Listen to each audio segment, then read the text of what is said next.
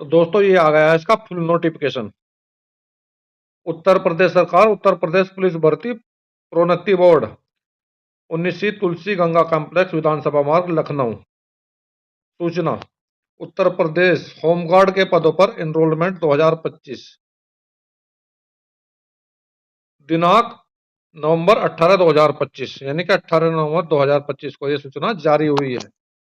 और कुल पद हैं इसके 4124 पद है दोस्तों, जिन पर भर्ती की जाएगी। सॉरी दोस्तों, कुल पद हैं इसके दोस्तों 41,224, यानी कि 41,224 पदों पर इसे भर्ती की जाएगी। तो किस प्रकार से कौन कौन से जिले में कितने कितने जिले वाई, अब इसका देख लेते हैं पूरा डेटा। देखिए, आगरा में है 1232, यानी कि इसमें अनारक्षित पद जो है सामान्य के 495 है, अनुसूचित जाति के 258 है, अनुसूचित जाति के 24 है, अन्य पिछड़ा वर्ग के 232 है, और ईडब्ल्यूएस इसको बोलते हैं उसके 123 है। तो दोस्तों ये अलग अलग कैटेगरी वाइज है पूरे। तो मैं आपको टोटल इसका बता देता हूँ, आप अपनी कैटेगरी वाइज वीडियो को पॉज करके इसमें देख सकते हैं। फिरोजाबाद में 484 है, मैनपुरी में 383 है, मथुरा में 489 है, अलीगढ़ में 653 है, एटा में 329 है, हाथरस में 495 है, कासगंज में 299 है, बरेली में 761 है, बदायूं में 629 है, पीलीभीत में 451 है, और शाहजहांपुर में दोस्तों 720 है, मेरठ में 688 है, गाजियाबाद में 102 है, बुलंदशहर में 663 है, बागपत में 218 है, हापुड़ में 268 है, गौतम बुद्ध नगर में 421 है, मुरादाबाद में 200 462 है, रामपुर में 382, अमरोहा में 354, बिजनौर में 573, संभल में 560, सहारनपुर में 586, मुजफ्फरनगर में 395, शामली में 307, अयोध्या में 452, बाराबंकी में 615, सुल्तानपुर में 551, अम्बेडकर नगर में 434, अमेठी में 453, चित्रकूट में 282, हमीरपुर में 340, बांदा में 481, महोबा में 111, गोंडा में 826, बहराइच में 659, बलरामपुर में 551, श्रावस्ती में 221, झांसी में 456, ललितपुर में 188, और जालौन में 433, कानपुर नगर में 1947, कानपुर देहात में 380, इटावा में 486, फतेहाबाद में 420, कन्नौज में 320, और औरैया में 352, लखनऊ में 1371, हरदोई में 1072, सीतापुर में 927, रायबरेली में 479, खीरी में 629, उन्नाव में 738, आजमगढ़ में 867, और मऊ में 316, और बलिया में 704, बस्ती में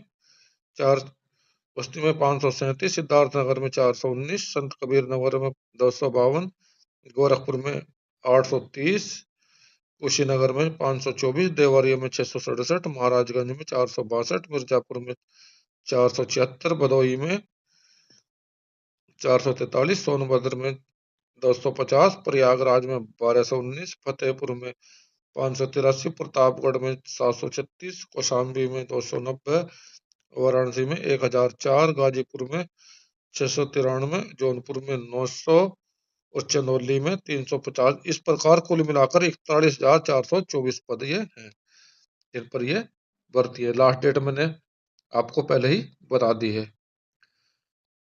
और दोस्तों इसमें सीधा आरक्षण अलग अलग दिया हुआ, देखिए ये आरक्षण की पूरी इसमें कॉलम दिया हुआ। देखिए, भूतपूर्व सैनिकों के लिए 5% दिया हुआ है, स्वतंत्रता सेनानियों के लिए 2% है, महिलाओं के लिए 20% है, और ये रिक्तियों की संख्या भी इसमें अलग अलग लिखी हुई है। देखिए, आगरा में जो स्वतंत्रता सेनानी के 24 पद है, भूतपूर्व सैनिकों के 61 है, महिलाओं के 246 है। इसी प्रकार से फिरोजाबाद में स्वतंत्र संग्राम सेनानियों के 9 है, भूतपूर्व सैनिकों के 24 है। मथुरा में भी इसी प्रकार से भूतपूर्व सैनिकों के 24, स्वतंत्र ग्राम सेनानियों के 9, अलीगढ़ में स्वतंत्र ग्राम सेनानियों के 17, भूतपूर्व सैनिकों के 42, एटा में स्वतंत्र ग्राम सेनानियों के 6, भूतपूर्व सैनिकों के 16, हाथरस में भी इसी प्रकार से। तो दोस्तों ये पूरा भूतपूर्व सैनिकों का और स्वतंत्रता ग्राम सेनानियों का है और महिलाओं का है। इसमें आप पूरा देख सकते हैं जिस प्रकार से मेरठ में स्वतंत्रता ग्राम सेनानियों के 13, पूर्व सैनिकों के 34, महिलाओं के 137। गाजियाबाद में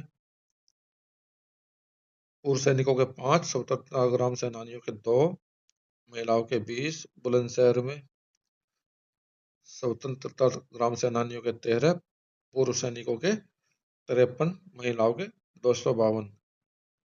बागपत में स्वतंत्रता ग्राम सेनानियों के 4, भूतपूर्व सैनिकों के 4, महिलाओं के 43। इसी प्रकार से पूरा आप लिस्ट में देख सकते हैं। वीडियो को पॉज करके दोस्तों मैं आपको पूरा दिखा रहा हूं, क्योंकि पूरा अगर मैं आपको बताऊंगा तो वीडियो काफी लंबा हो जाएगा, तो इसमें मैंने आपको बता दिए हैं। बाकी लिस्ट को आप अपने जिले वाइज पूरा पॉज करके इसे देख सकते हैं। पूरा इसमें दिया हुआ है दोस्तों। स्टार्ट कब से होंगे फॉर्म भरने और कब खत्म हो जाएंगे? 18/11/2025 से फॉर्म भरने स्टार्ट होंगे, 17/12/2025 को फॉर्म भरने समाप्त हो जाएंगे। यानी कि 18 नवंबर 2025 इसकी स्टार्ट की डेट है और खत्म होने की 17 दिसंबर 2025 है दोस्तों। आवेदन जमा करने की भी 18 नवंबर 2025 से स्टार्ट है और लास्ट डेट है 17 दिसंबर 2025। तो दोस्तों इसमें फीस सामान्य के लिए 400 रुपये है, अनुसूचित जाति, अनुसूचित जनजाति और इन सब के लिए 300 रुपये है दोस्तों। और जिसके पास में एनसीसी प्रमाण पत्र है, सी प्रमाण पत्र, उसे 3 अंक दिए जाएंगे मेरिट में। जिसके पास में बी पत्र है, बी प्रमाण पत्र है, उसको 2 अंक दिए जाएंगे। और जिसके पास में ए प्रमाण पत्र है उसको 1 अंक दिया जाएगा। जिसके पास में स्काउट एंड गाइड प्रमाण पत्र धारक जो भी हैं उसको भी 1 अंक दिया जाएगा दोस्तों। और दोस्तों इसमें होमगार्ड के एनरोलमेंट हेतु महिला और पुरुष, इनमें डेट कब से कब तक होनी चाहिए? तो सामान्य के लिए, ईडब्ल्यूएस के लिए 1/7/1995 से लेके 1/7/2007 के बीच में होना चाहिए। अनुसूचित जाति श्रेणी वालों के लिए 1/7/1990 से लेकर 1/7/2007 के बीच में जन्म हुआ होना चाहिए। और अनुसूचित जनजाति के लिए 1/7/1990 से लेके 1/7/2007 के बीच में जन्म होना चाहिए। 5 साल की छूट दी जाएगी इनको। अन्य पिछड़ा वर्ग के लिए जन्म 1/7/1990 से लेके 1/7/2007 के बीच होना चाहिए। इनको 5 साल की छूट दी जाएगी। और जो भी उत्तर प्रदेश राज्य के पूर्व सैनिक हैं, उन्होंने सेना में जो नौकरी किया है उसे घटाने उसको 3 साल की छूट अलग से दी जाएगी दोस्तों। और इन सबको घटाने के बाद उसकी उम्र 33 साल से ज्यादा नहीं होनी चाहिए। इसमें आपके पेपर किस टाइप का होगा? तो सामान्य ज्ञान के पेपर होगा। इसमें आपके कुल 100 प्रश्न होंगे और 100 अंक के होंगे और 2 घंटे का समय होगा। इसके बाद में दोस्तों इसके फिजिकल के बारे में देख लेते हैं। इसमें 4.8 किलोमीटर की दौड़ होगी दोस्तों, वो जो आपको 28 मिनट में पूरी करनी है। ऊंचाई 160 सेंटीमीटर होनी चाहिए। गवर्नमेंट के रूल के हिसाब से जो भी पहाड़ी क्षेत्रों वाले हैं उनको छूट दी जाएगी। सीन आपका 79 होना चाहिए, फुला के 84 होनी चाहिए। अनुसूचित जनजातियों के लिए 82 सेंटीमीटर होना चाहिए और कम से कम 5 सेंटीमीटर का फुलाव इसमें जरूरी है। और दोस्तों इसमें स्वतंत्र ग्राम सेनानी किनको माना जाएगा वो भी अलग अलग दिया हुआ है।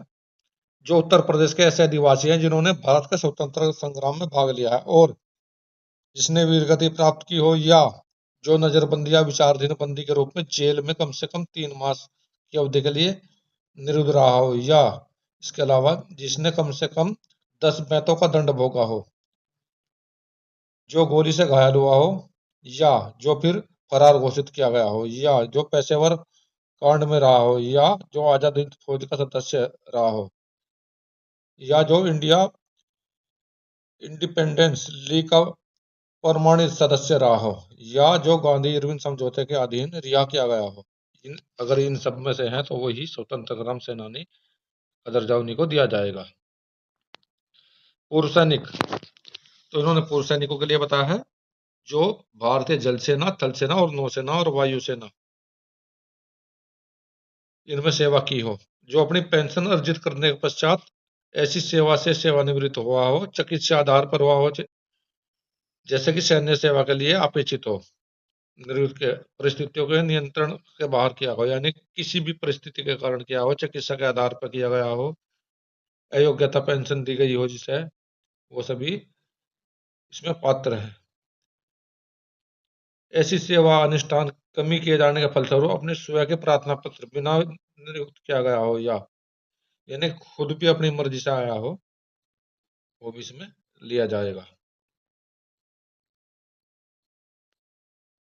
निरंतर संगठित सेवा के लिए पेंशन पाने वाले, सैन्य सेवा के कारण चिकित्सा पेशा को अयोग्य घोषित और शौर्य पुरस्कार पाने वाले, ये भी इसमें शामिल है।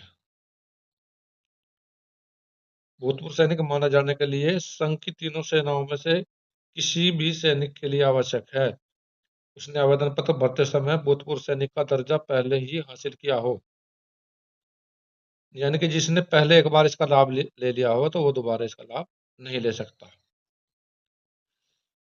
आवेदन की अंतिम तिथि तक भूतपूर्व सैनिक होना अनिवार्य है। दूसरा, यानी कि आवेदन की जिस दिन आवेदन किया उस तारीख तक वो भूतपूर्व सैनिक होना अनिवार्य है। ये नहीं कि नौकरी कर रहा है, एनओसी ले आया है और वो फार्म भर दे, तो जिस दिन वो फार्म भरेगा उस दिन वो भूतपूर्व सैनिक होना चाहिए, ऑन ड्यूटी नहीं होना चाहिए। तो साथियों, ये थी इस भर्ती के बारे में कुछ मुख्य मुख्य बातें। तो साथियों, मेरे द्वारा इसी प्रकार की महत्वपूर्ण जानकारी आप लोगों को समय समय पर दी जाती है और आगे भी दी जाती रहेगी। अगर आप लोगों को मेरे द्वारा दी गई जानकारी अच्छी लगी है तो मेरे वीडियो को लाइक करें, चैनल को सब्सक्राइब करें, साथियों में शेयर करें।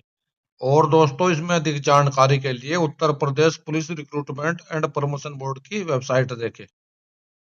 दोस्तों, मिलता हूँ अगली वीडियो में इसी प्रकार की अन्य महत्वपूर्ण जानकारी के साथ। वीडियो देखने के लिए धन्यवाद दोस्तों। जय हिंद, वंदे मातरम।